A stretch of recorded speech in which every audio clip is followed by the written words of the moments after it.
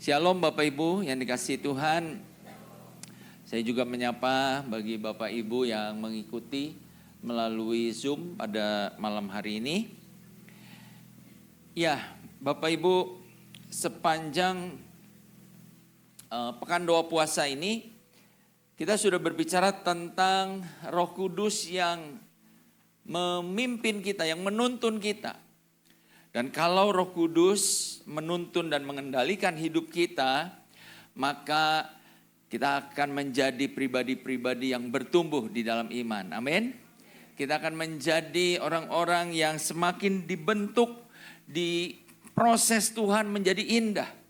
Kita menjadi orang-orang percaya yang menghasilkan buah roh, dan kita menjadi orang-orang yang dipersiapkan untuk menjadi pemenang-pemenang di dalam peperangan rohani. Amin. Dan tentunya Bapak Ibu, untuk kita boleh mengalami semua itu, kita sudah diingatkan untuk mari belajar peka pada apa yang Roh Kudus arahkan buat kita. Kita belajar peka untuk apa yang Roh Kudus inginkan di dalam kehidupan kita. Nah, hari ini kita akan membahas tentang satu tema, yaitu Roh Kudus menuntun kita untuk masa depan kita. Saya percaya Roh Kudus akan menuntun kita ketika kita menyerahkan hidup, mempercayakan pengendalian hidup kita pada tuntunannya, maka Dia akan mengarahkan kita kepada masa depan bagi kita. Amin. Nah, tapi pertanyaannya adalah begini Bapak Ibu. Kalau Roh Kudus mengarahkan masa depan kita, apakah itu berarti segalanya akan mulus, segalanya akan berjalan lancar, segalanya akan baik-baik saja? Nah, saya ingin mengajak kita untuk melihat apa yang dialami oleh Raja Daud, ya. Di dalam Mazmur pasal yang ke-25 ayat yang keempat dan kelima, saya ambil ayat ini dari versi firman Allah, dari versi bahasa Indonesia sehari-hari. Di situ dikatakan begini, tunjukkanlah kehendak-Mu padaku ya Tuhan. Nyatakanlah apa yang harus kulakukan. Ajarilah dan bimbinglah aku untuk hidup menurut kehendak-Mu. Sebab Engkaulah Allah yang menyelamatkan aku. Aku selalu berharap kepadamu. Bapak Ibu yang dikasihi Tuhan, Mazmur 25 ini ditulis oleh Daud, dan tentunya kalau Bapak Ibu membaca seluruh Mazmur pasal 25 ini, kita melihat Daud ini sedang dalam pergumulan yang berat. Memang beberapa penafsir tidak mempunyai kesepahaman tentang kapan waktunya terjadi ketika Daud menulis Mazmur ini. Tetapi ada kemungkinan bahwa dia menuliskan Mazmur ini ketika dia sedang dikejar oleh Absalom. Karena Bapak Ibu, di dalam Mazmur 25 ini ada ayat-ayat di mana Daud bicara tentang penyesalan atas dosanya.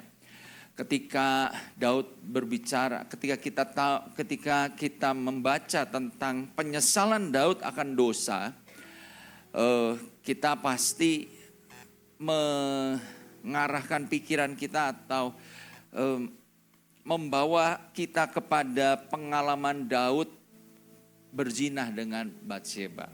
Ya, itulah mungkin dosa terbesar selain membunuh Uria suaminya. Ya.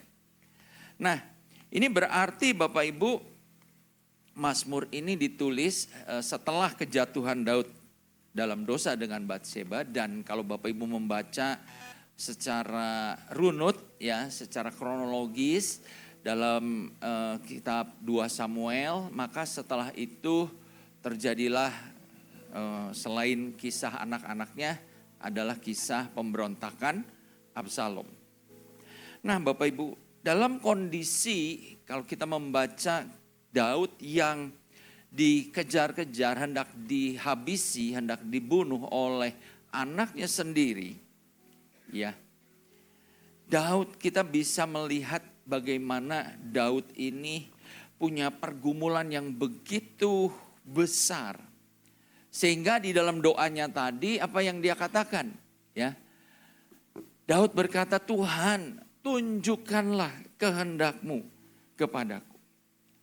Daud ingin supaya Tuhan membawa dia, mengarahkan dia pada apa yang menjadi kehendak-Nya. Daud menyadari bahwa dia perlu tuntunan Tuhan untuk apa yang harus dia lakukan. Di tengah situasi kalut seperti itu ada banyak kebingungan mungkin yang harus dia hadapi. Tetapi Daud berkata, Tuhan, aku mau minta kepada Engkau untuk mengajar aku, untuk membimbing aku. Dan kemudian pada akhirnya Daud mengatakan, aku akan selalu menaruh pengharapan kepadamu.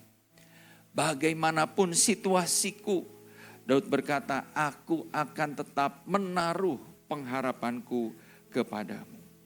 Nah, Bapak Ibu yang dikasih Tuhan, ini mengajarkan kepada kita Bapak Ibu, bahwa pergumulan kita seharusnya membawa kita semakin dekat dalam hadirat Tuhan. Amin. Pergumulan kita bukannya membuat kita makin jauh dari Tuhan atau makin meninggalkan Tuhan, tetapi justru di dalam pergumulan kita itu seharusnya membawa kita semakin ingin tahu apa yang Tuhan kehendaki, apa yang menjadi bimbingan Tuhan, apa yang harus saya lakukan, dan apa yang menjadi pegangan sebagai harapan kita di dalam kehidupan ini. Nah, Bapak Ibu, hari ini saya tidak sendiri, ya tentu tidak sendiri ya, karena ada Bapak Ibu sekalian. Maksud saya adalah hari ini saya ingin mengajak seorang saudari kita, Saudari Titi, yang akan men-sharingkan pengalaman hidupnya dan keluarganya. Dan saya percaya apa yang dia akan sampaikan akan menjadi berkat dan meneguhkan, melengkapi apa yang kita renungkan tentang bagaimana tuntunan Tuhan bagi masa depan kita. Saya persilahkan Saudari Titi, ya boleh tepuk tangan.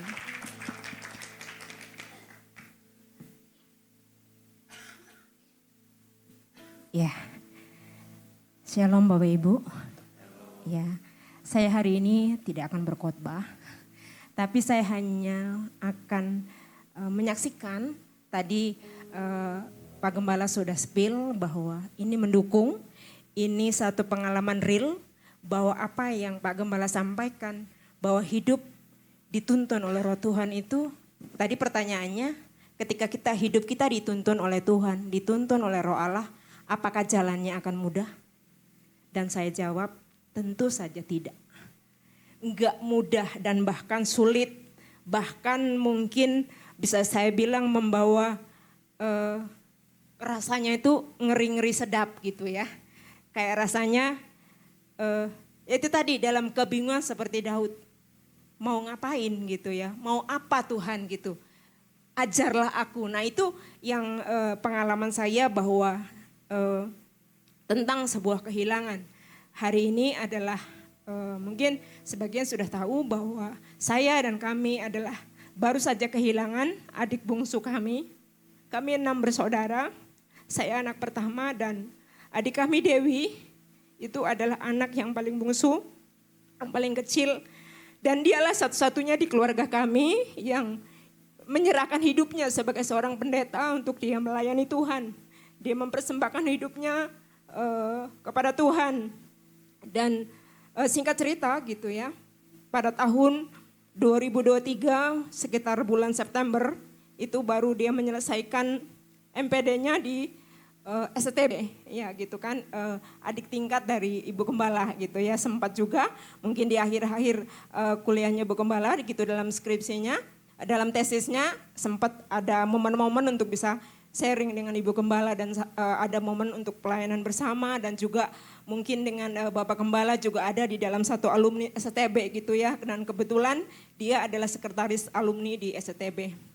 Dan singkat cerita setelah wisuda itu dan kemudian dia juga adalah seorang kepala sekolah di salah satu TK Yayasan Korea gitu ya. Dia seorang adik yang menurut saya potensi dan prestasinya itu luar biasa gitu ya. Dan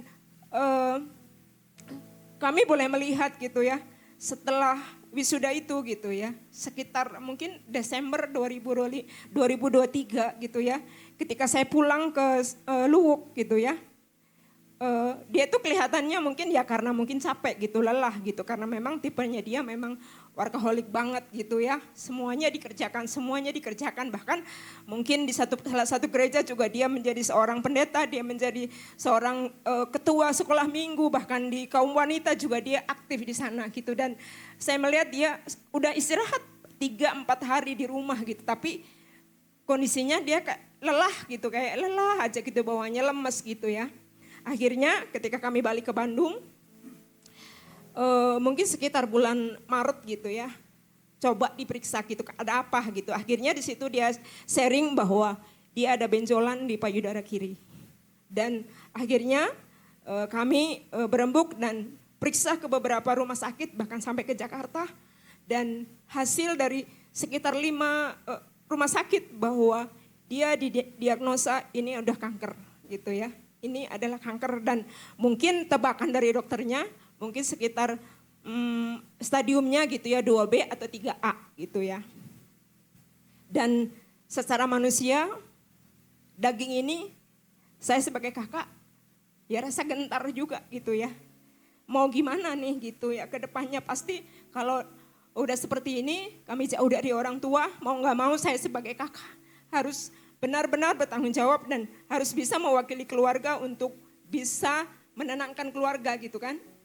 Dan pada akhirnya kami mengambil satu keputusan untuk di Rumah Sakit Immanuel dan akhirnya dia singkat cerita gitu ya, harus dibiopsi dan untuk sampel mendeteksi stadium dan bahwa ini kanker gitu ya, stadium berapa gitu. Dan akhirnya singkat cerita bahwa malam itu dokter bilang, "Dok, stadium berapa?" Dokternya bilang 4. Karena itu sudah metas ke paru, walaupun memang bentuknya dari hasil ronsennya itu masih sedikit gitu ya, sedikit banget. Dan itu kayak mungkin kalau dalam pengobatan masih bisa katanya gitu, masih bisa dilakukan dan masih bisa dicegah gitu ya. Dan pada akhirnya waktu itu menjalani kemoterapi dan sampai kemoterapi selesai, kemoterapi ke-7 akhirnya diputuskan juga tidak hanya dioperasi tapi diangkat payudara supaya ya terbebas gitu ya, enggak lagi nanti kamu kesakitan, enggak lagi nanti kamu menderita, tapi kamu bisa bebas beraktivitas kembali. Singkat cerita, dan selama kemoterapi juga dia enggak ngalamin yang mungkin akibat kemoterapi yang menakutkan gitu ya, hanya mungkin awal-awal gitu kemoterapi pertama mungkin hanya muncul ruam-ruam merah gitu karena itu kekurangan protein. Pada akhirnya ya kita terus tapang dia gitu dan itu selesai aja gitu ya. Dan akhirnya dia sembuh, dinyatakan sembuh dan 1,5 tahun itu dia sudah beraktivitas kembali gitu ya, sudah sehat lagi gitu. Bahkan teman-teman juga bisa melihat dia juga sudah terlihat sehat, udah nggak kelihatan sakit, yang rambut juga udah tumbuh gitu ya. Kemudian kami memutuskan untuk boleh memberi masukan sama dia, "Wi, untuk demi kesembuhan kamu," karena dia tipenya memang nggak mau diem gitu loh. Jadi terus aktivitasnya gitu, kami melihat takut nanti bisa drop lagi gitu kan. Akhirnya kami putuskan kamu istirahat dulu aja, pulang ke Luwuk, dirawat keluarga. Supaya benar-benar yang namanya sembuh dari kanker, ya katanya sebelum 5 tahun itu belum dikatakan survive gitu ya. Masih dalam kondisi ya harus terus rutin kontrol dan benar-benar hidup sehat gitu ya. Dan pada akhirnya dia bisa mengambil keputusan untuk bisa beresin semuanya dan harusnya Desember 2025 itu dia pulang ke Luwuk gitu ya. Karena semuanya ke sekolahnya, pelayanannya semua sudah dia beresin gitu ya. Itu pada bulan sekitar September, Oktober 2025. Tapi ya ini sesuatu yang mungkin kita pikir udah selesai gitu ya. Oh, udah ada tanda-tanda berarti tinggal penyembuhan, tinggal pemulihan gitu ya. Pada awal November dia mulai sakit-sakit gitu, mulai gampang masuk angin gitu ya, sakit tulangnya, kenapa gitu ya. Terus kemudian dikasih obat mungkin sakit tulang atau apa, nyeri tapi nggak sembuh-sembuh gitu ya. Akhirnya saya juga memutuskan ayo periksa lagi gitu. Kami bawa ke Hasan Sadikin, kemudian pemeriksaan dan memang cukup panjang gitu ya. Harus medical check up, ronsen, semuanya di swab MRI gitu ya. Dan setelah pemeriksaan itu bahkan ditemukan ternyata kanker itu sudah menyebar ke tulang belakang. Dan rekomendasi dokter Hasan Sadikin bahwa harus dipasang pen untuk menopang dia supaya dalam masa kemoterapi nanti untuk penyembuhan dia bisa beraktivitas dengan baik. Jadi biar leluasa gitu untuk beraktivitas. Oke, kita lakukan dan selesai cuman pada saat mau operasi pemasangan pen itu satu malam dia berkata sama saya gitu ya, jam 2 pagi gitu, ketika dia yang namanya kanker ya kadang-kadang memang gak bisa tidur, kadang-kadang susah tidur gitu ya, itu terjadi. Dan dia tipe anak yang mungkin orang yang paling siap untuk menerima setiap berita yang gak baik itu ke saya gitu ya. Sampai dia bilang, Kak, kalau Tuhan panggil saya, kalau Tuhan mau jemput saya siap. Sebagai seorang kakak gitu yang ingin dia sembuh. Kami ingin dia sembuh, kami ingin dia pulih gitu. Dan saya percaya saya punya Tuhan yang luar biasa. Dan saya bilang, Tuhan, bukankah Engkau menjawab doa kami? Bukankah Tuhan terlalu gampang menjawab sebuah doa? Tapi depan adik saya bilang, ya menguatkan hati gitu ya. Karena dia tidak mau kita menangis di depan dia. Bahkan ketika kita berdoa, kalau kita mencurahkan mata, udah jangan nangis. Jangan sedih. Semua juga udah Tuhan tentukan. Itu dia yang sakit bisa ngomong gitu, tapi yang melihatnya yang gentar gitu, yang terharu gitu seperti itu. Dan pada akhirnya saya bilang, oke Wi, kalau itu kehendak Tuhan, kita ikut. Kita minta apa yang Tuhan mau, kita ikut apa yang Tuhan mau. Tapi sebagai keluarga, sebagai kita menjadi bagian kita, ayo jalani pengobatan ini dengan baik, jalani semuanya dengan baik, kita lakukan bagian kita. Oke katanya gitu ya. Dan akhirnya singkat cerita pemasangan pen itu selesai, udah boleh pulang dan dia juga bisa beraktivitas maupun ya berjalan agak susah sih gitu ya karena proses pemulihan itu. Kemudian setelah pengobatan, pemeriksaan, akhir Januari gitu ya. Tiba-tiba dia bilang, kenapa kakiku lemas ya katanya gitu ya. Kayak mau digerakin tuh berat gitu ya. Dan di situ dia cukup panik, dia cukup shock. Apalagi ini gitu ya. Aku pengobatan kok rasanya bukan makin sembuh tapi makin hal-hal yang menakutkan itu hadir gitu. Datang gitu malah diobati makin banyak keluhan yang lain gitu kan. Dan pada akhirnya karena dia kakinya lemas katanya nggak bisa untuk berdiri itu dia suka kalau dipegang aja gitu dia kayak bingung gitu. Mau jatuh enggak gitu dipegangin gitu kan. Dan pada akhirnya kami bawa dia ke Boromeus gitu ya untuk periksa. Dan semuanya dicek. Dan Bapak Ibu, teman-teman tahu gitu ya. Bukan sesuatu yang menyenangkan, tetapi sesuatu yang menurut kami juga ya mendadak juga gitu terjadi lagi gitu. Ternyata kankernya sudah metas ke paru gitu. Dan pada waktu itu kami memutuskan dan kami berembuk gitu, sempat ada pembicaraan kami untuk kami bawa ke Penang. Tapi melihat kondisi dia dan dia juga sudah bilang nggak mungkin kondisiku gitu ya. Akhirnya kami memutuskan ya kami tetap di Boromeus dan cari dokter yang terbaik. Di Boromeus bahkan ada 5 dan 6 dokter, bahkan penyakit dalam, saraf semuanya. Tuhan izinkan untuk kami boleh memakai itu dan Tuhan izinkan itu, Tuhan sediakan gitu ya. Untuk boleh merawat Dewi gitu, untuk menyembuhkan. Tetapi dia pulih gitu ya, baik gitu ya, di radiasi, di kemoterapi gitu ya. Dan ya saya sebagai kakak gitu, saya sebagai di sini gitu ya, ya memang saya panggil mama gitu ya. Adik saya yang di Surabaya pun tinggalkan pekerjaan dia, mama tinggalkan tokonya gitu ya. Yang mungkin 2024 itu selama 7-8 bulan mama merawat dia gitu ya. Sama adik saya gitu ya. Kemarin juga Januari itu saya melihat seperti Roh Kudus bilang, Tih, waktunya gak akan lama.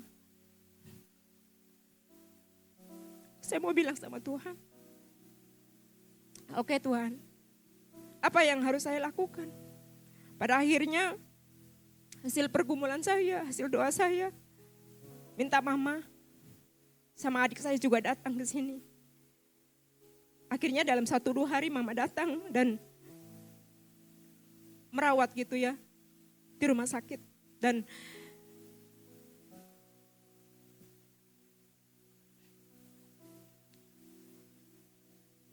dalam masa pengobatan itu ya kami berharap bahwa semuanya akan menjadi lebih baik gitu ya. Karena ya kalau dari dokter biasa nggak mau ngomong gitu, yang nggak ngomong yang apa yang membuat kita gentar, membuat kita takut, tapi meyakinkan kita, mendukung kita yuk sama-sama gitu ya. Namanya sakit kanker memang tidak, apalagi udah kondisi seperti Dewi nggak akan istilahnya menyembuhkan, nggak akan membawa dia sembuh total, tapi hanya memperlambat si selnya ini untuk tidak berkembang dengan cepat gitu ya. Singkat cerita, 23 Maret gitu ya. Waktu itu saya nggak cerita ke teman-teman.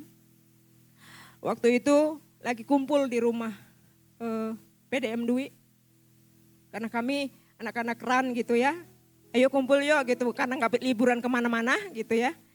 Tapi di saat malam itu lagi kumpul, lagi teka-tawaan gitu ya. Tiba-tiba adik saya bilang, Kak, Dewi sesak. Saya bilang, Tuhan, tuntun saya. Saya harus apa gitu.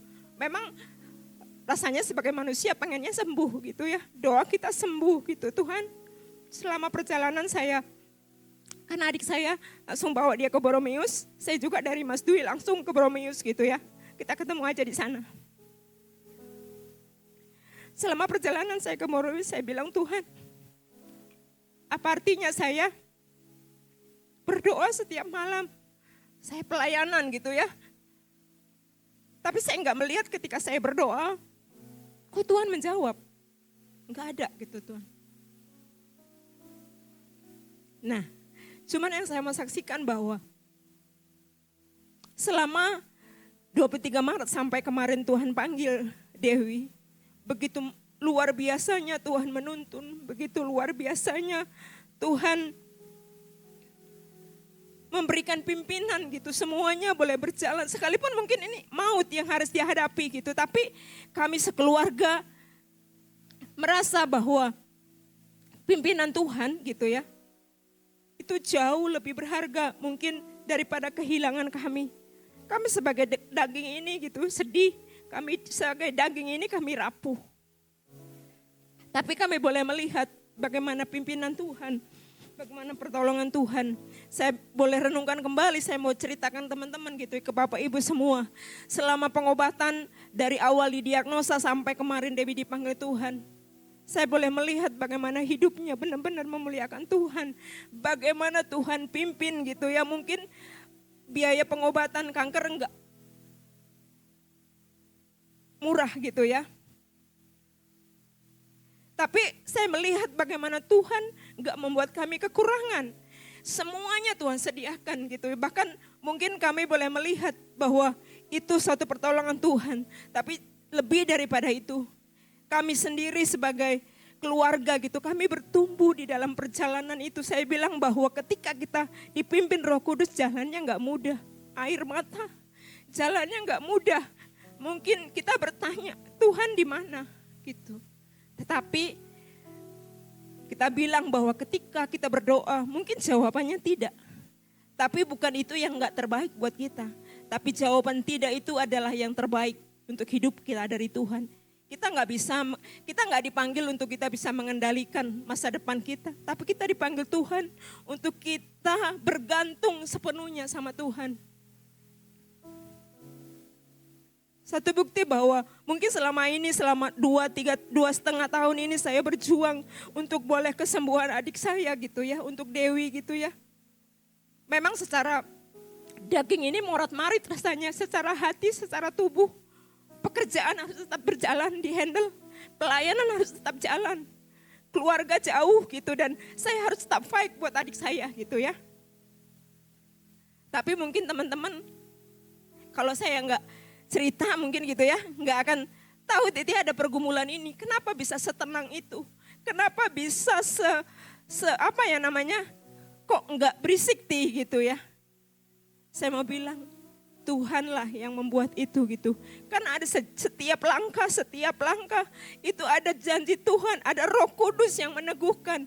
Ketika kita melangkah, ketika saya memutuskan sesuatu, oke ke sini, Tuhan pimpin semuanya gitu. Jadi Bapak Ibu, ketika kita punya pergumulan mungkin saat ini, kita punya sesuatu yang membuat kita gentar. Mungkin kita punya sakit penyakit atau keluarga kita yang gak berubah, gak bertumbuh. Tapi mungkin memang Tuhan gak pulihkan dengan cepat atau bahkan Tuhan gak sembuhkan sakit penyakit kita. Tapi yang pasti bahwa rencana Tuhan itu tetap baik. Rencana Tuhan itu tetap baik dan benar untuk kita.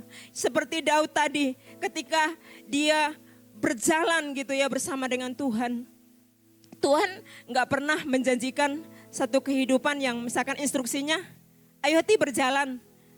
Ya udah berjalan aja, aku memimpin. Tapi Tuhan bilang, ayo Ti berjalan, kita berjalan dengan Tuhan, bersama-sama dengan Tuhan. Tuhan gak hanya memerintahkan, ayo Ti berjalan, sok aku di depan atau aku di belakang. Tapi Tuhan, hayu berjalan dengan saya, bersama-sama dengan Tuhan. Itulah sesuatu yang indah, bahkan sampai hari ini kami boleh melihat gitu ya, kehidupan Dewi bahwa dia dipanggil dalam usia yang sangat muda. Kalau bisa dibilang, dia sebagai hamba Tuhan, dia sebagai pendeta, hidupnya gak neko-neko. Semuanya dia dedisikan hidupnya untuk pelayanan, melayani orang lain gitu ya. Melayani orang-orang yang berkebutuhan khusus, anak-anak yang berkebutuhan khusus. Tapi kan apa di akhir puncak kehidupannya gitu ya, karirnya gitu ya, kayak umur 35 tahun itu masa-masa mungkin seharusnya dia udah menyelesaikan studinya, udah semuanya gitu ya. Ada planning kehidupan ke depan yang sedang direncanakan dia gitu, saya tahu begitu banyak. Tapi ternyata Tuhan bilang, waktumu sudah selesai. Dan bahkan dia bilang ke saya, mungkin karena saya masih cukup rasanya antara ya roh saya sih ikhlas gitu, tapi daging ini rasanya kalau bisa Tuhan gitu ya. Masa-masa dia di ICU gitu ya selama 15 hari itu adalah masa-masa bagaimana kami bergumul. Bahkan kami dalam kondisi mungkin ketika di ICU itu kami berlutut. Kami menyembah Tuhan, kami meminta pertolongan Tuhan, kami minta Tuhan sembuhkan. Bahkan di bawah ranjang ICU itu kami minta sama Tuhan. Kami mengangkat tangan. Tapi Tuhan jawab, enggak. Aku akan tetap bawa dia, aku akan tetap panggil dia. Oke, gitu ya. Cuman tugas saya berarti saya menguatkan keluarga saya. Menguatkan papa mama gitu ya. Dan sampai hari ini kami bersyukur gitu ya, sekalipun memang masih dalam proses untuk papa dan mama untuk bisa benar-benar merasakan bahwa ya ini udah kehendak Tuhan gitu ya. Ada kondisi-kondisi tertentu gitu ya. Ya papa mama masih nangis, papa mama masih sedih gitu ya. Tapi kami bersyukur juga gitu, Tuhan kasih satu ponakan yang juga suka menghibur papa mama gitu, sampai dalam celutukannya gitu suka kadang, opa nggak usah sedih gitu ya. Antiwi udah naik ke surga, udah sama Tuhan. Dan ada aku nih opa gitu ya, penggantinya Antiwi yang mau hibur opa gitu ya. Itu sesuatu yang Roh Kudus lakukan gitu, sampai hari ini kami boleh melihat bahwa mungkin pengalaman-pengalaman saya yang lain banyak gitu ya. Mungkin Bapak Ibu melihat saya hanya hahi gitu ya. Hanya hidupnya mungkin happy-happy aja kayaknya gitu ya. Enggak Bapak Ibu. Tapi kenapa saya bisa seperti itu? Ada Roh Kudus yang menuntun jalan saya step by step. Ketika sesuatu terjadi saya mesti ngapain gitu. Memang jalannya saya bilang enggak mudah. Jalannya enggak gampang. Air mata, kadang kesedihan, kadang harus benar-benar bukan saya enggak mau sharing gitu ke teman-teman gitu ya, kondisi tertentu kalau memang waktunya Roh Kudus bilang ya udah sharing, ya akan saya sharingkan gitu. Dan saya percaya bahwa Bapak Ibu di tempat ini juga gitu ya, yang sudah mungkin saat ini Bapak Ibu sedang mengalami, mungkin anggota keluarga atau Bapak Ibu atau mungkin siapapun yang mungkin tentang sakit penyakit nggak sembuh atau masa depan yang rasanya untuk dijalanin pun nggak sanggup lagi, membayangkan pun udah nggak mampu lagi. Saya mau katakan kita sebagai orang-orang yang percaya, yang sudah disediakan Roh Kudus untuk menuntun kita. Masa depan bukan sesuatu yang menakutkan, masa depan bukan sesuatu yang harus kita hindari dan kita menyerah. Tapi yuk berjalan bersama Tuhan, kita terus melangkah bersama Tuhan. Karena saya bilang tadi bahwa tuntunannya itu memang nggak mudah. Tuntunannya itu memang mungkin namanya kehidupan ini gitu ya, di dalam perjalanan tadi yang mungkin lika-likunya kadang kita tersandung, kadang kita jatuh, kadang kita mungkin terluka, tapi di sanalah Tuhan membawa kita mengerti gitu ya, bahwa sebenarnya sering kita dengar kan kalau kita berdoa sesuatu, bukan kita mau mengubah apa yang Tuhan mau atas hidup kita, bukan supaya Tuhan mengubah apa yang Tuhan rencanakan menurut mau kita, tapi doa itu adalah bagaimana kita bisa menyelaraskan apa yang Tuhan mau untuk menjadi kehendak kita, menjadi yang apa kita mau, kita sepakat sama Tuhan. Oke, Tuhan maunya ini, hayu berjalan Tuhan gitu ya. Pasti Tuhan kasih kekuatan, pasti Tuhan kasih penghiburan sama kita. Mungkin anak-anak muda juga gitu ya, nggak usah takut sama masa depanmu, jalani bersama dengan Tuhan. Saya bilang tadi kita dipanggil bukan untuk mengendalikan masa depan kita, tapi kita dipanggil oleh Tuhan untuk kita bergantung sepenuhnya sama Roh Kudus dan minta pimpinan Roh Kudus. Itu aja kasihan saya.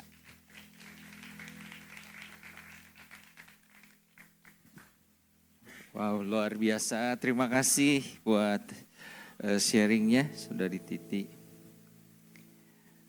Bapak Ibu pernah ngalamin,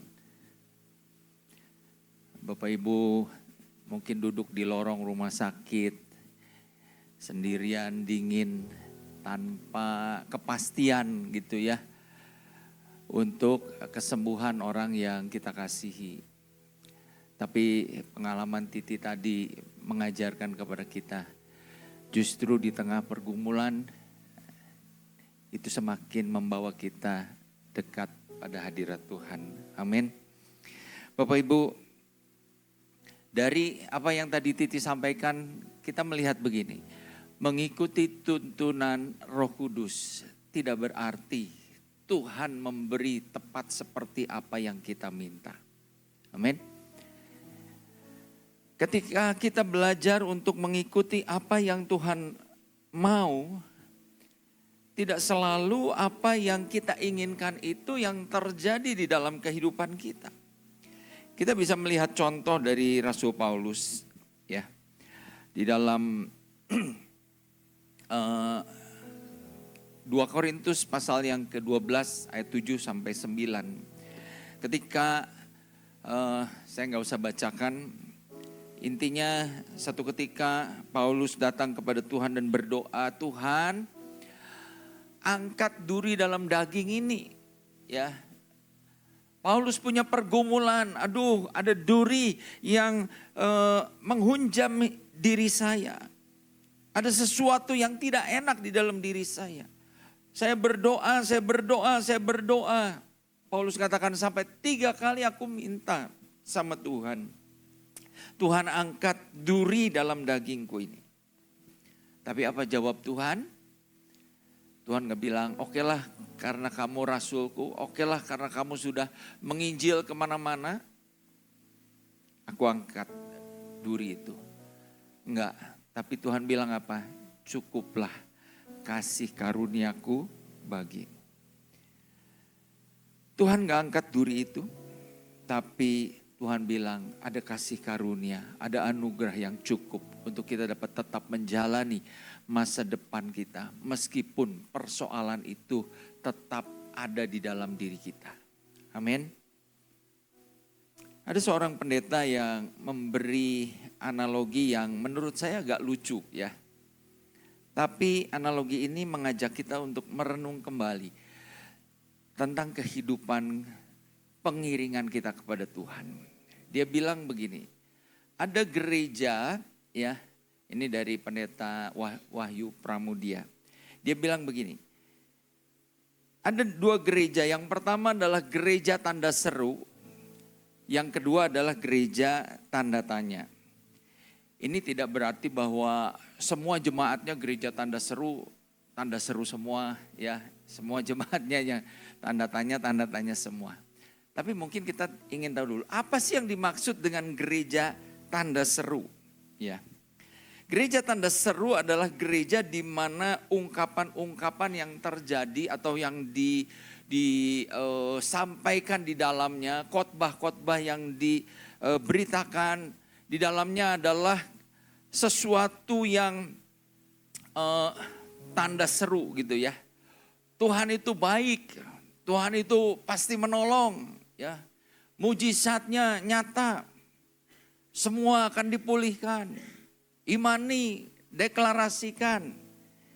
Ya mungkin kita sering dengar ya, atau sering nonton mungkin di YouTube hamba-hamba Tuhan di gereja tertentu yang menekankan sekali seperti ini.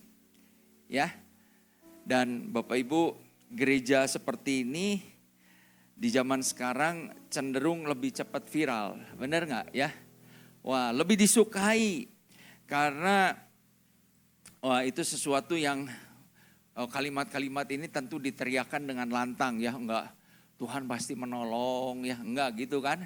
Pasti Tuhan pasti menolong, ayo imani, ayo deklarasikan. Nah Bapak Ibu, itu tanda seru semua. Ketika kalimat-kalimat ini diteriakan, wah iman kita tuh kayaknya melambung gitu ya. Yang sakit juga bisa maksudnya yang lagi nggak enak badan bisa tiba-tiba sehat gitu ya. Pulangnya sakit lagi, itu soal lain gitu ya. Tapi wah ini sering kali menjadi sesuatu yang sangat populer lah. Tapi pendeta ini bilang ada juga gereja tanda tanya. Ya. Gereja tanda tanya ini apa sih? Gereja tanda tanya adalah gereja yang isinya atau kadang-kadang jemaatnya itu bertanya-tanya gitu ya. Kalau Tuhan itu baik, kenapa hidup ini begitu berat? Ya. Kalau Tuhan itu baik, kenapa kok doa saya enggak dijawab? Kalau Tuhan baik, apakah Tuhan itu peduli sama saya? Pengalaman tadi saudari Titi untuk adiknya kadang menyadarkan kita ya. Dalam hidup ini realitanya seringkali ada banyak pertanyaan dalam hidup kita. Ada luka, ada mungkin rasa lelah, ada kepahitan, ada sesuatu yang enggak enak harus terjadi di dalam kehidupan kita. Dan Bapak Ibu, di mana kita akan menempatkan hal-hal seperti ini dalam hidup kita? Kalau kita mengabaikannya atau menganggap, ini mah enggak lah kayaknya kata-kata si iblis gitu ya. Sebenarnya kita sedang menipu diri kita sendiri. Ini adalah sebuah realita yang kita hadapi di dalam hidup ini. Apakah itu berarti bahwa orang-orang atau gereja tanda tanya ini adalah gereja yang kurang beriman. Bapak Ibu, gereja tanda tanya bukan gereja yang kurang iman, tetapi gereja yang jujur dengan realita. Gereja tanda tanya sama seperti Paulus. Mereka tetap percaya bahwa Tuhan sanggup untuk menolong mereka. Tetapi ketika mereka bertanya, Tuhan, kenapa semua ini terjadi? Gereja tanda tanya sebenarnya membawa kita kepada sebuah introspeksi diri. Tuhan, ketika semua hal yang sulit, yang buruk ini terjadi dalam kehidupan saya, kira-kira Tuhan mau apa sih yang Tuhan mau ajarkan buat diri saya? Ketika kenyataan ini terjadi dalam diri saya, Tuhan, Engkau sedang ngajarin apa? Atau Engkau sedang ingin membawa saya untuk mengalami apa? Nah, Bapak Ibu yang dikasih Tuhan, Rasul Paulus mempertanyakan, kenapa Tuhan membiarkan duri dalam daging saya? Tetapi itu tidak berarti dia kehilangan iman kepada Tuhan. Dan tidak berarti ketika doanya tidak dijawab, kemudian dia kehilangan iman. Paulus tetap berkata, aku senang dan rela meskipun aku di dalam penderitaan, meskipun aku di dalam kesulitan. Hari ini Bapak Ibu Saudara, kalau di dalam diri kita masih banyak tanda tanya, masih banyak pertanyaan dalam diri kita. Kenapa begini Tuhan, kenapa begitu Tuhan? Jangan putus asa, jangan patah semangat. Amin. Jangan kemudian kita berpikir, wah saya kayaknya kurang beriman nih. Meskipun saat ini kita tidak tahu apa yang sebenarnya sedang terjadi. Mari kita tetap percaya untuk mengikuti tuntunan Roh Kudus yang akan membawa kita pada kebaikan.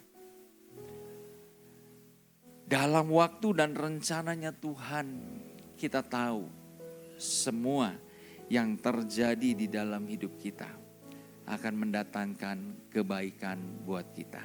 Amin. Kalau tidak salah kemarin lusa ya, harusnya Dewi ulang tahun ya. Ya, saya lihat di IG-nya Titi. Dan tanggal 20 itu katanya 40 hari dia meninggal. Dan dia sudah berada di surga, senang bersama dengan Bapa. Di sana fotonya mereka ya, Titi dan Dewi waktu masih muda ya. Itu adalah sebuah ungkapan iman bahwa kematian memang mendatangkan kehilangan, kesedihan. Tapi kita percaya bahwa ada rencana Tuhan yang lebih baik daripada semua itu bagi kita. Amin. So hari ini saya ingin mengajak kita sama-sama berdoa. Apapun pergumulan kita, mari kita rindukan Roh Kudus memenuhi hidup kita dan akan menuntun langkah kita lewat setiap pergumulan, lewat setiap masalah kita.